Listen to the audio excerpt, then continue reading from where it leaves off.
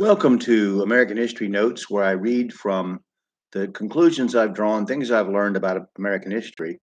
And we're going to discuss today one in a series of I'm going to do on arts, music, literature, and architecture.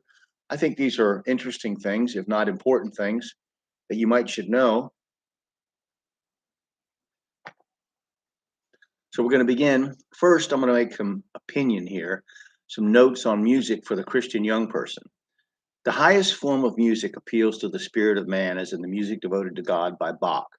The next form appeals to his soul, as in the music of Beethoven.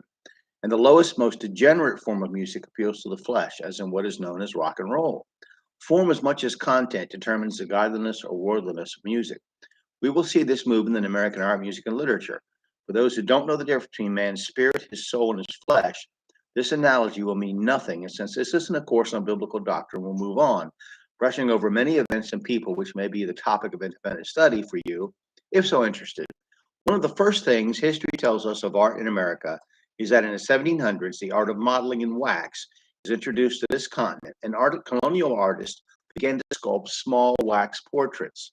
In 1702, Cotton Mather, the standing order preacher from Massachusetts that we talked about in earlier classes, wrote Magnalia Christi Americana, Ecclesiastical History of New England, that sounds the clarion call, a strong and clear request for a spiritual revival of sorts in the colonies.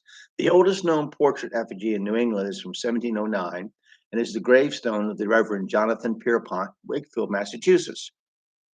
In 1727, His Admiralty's office in New England allows for figures other than the lion to be used for ships' figureheads, and human figures began to appear after 1750. Around 1729, Benjamin Franklin purchases the Pennsylvania Gazette from publisher Samuel Keimer and runs it successfully, publishing his own views. This weekly will run until 1815. By the 1730s, American cabinet makers and artisan carvers began to copy elaborate European designs from books. In 1731, the first public concert held in America took place at Boston, Massachusetts. The announcement in the Boston Weekly Newsletter, dated December 16 to 23rd, reads like this. On Thursday, the 30th of this instant December, there will be performed a concert of music on sundry instruments at Mr. Pelham's great room, being the house of the late Dr. Noyes, near the Sun Tavern, tickets to be delivered at the place of performance at 5 shillings each. The concert to begin exactly at 6 o'clock, and no tickets will be delivered after 5, the day of the performance. NB, there will be no admittance after 6. Nothing else is known about this event. We have no idea if they held cigarette lighters aloft or chanted for more, and if there were arrests for rowdy or drunken behavior, although it's doubtful.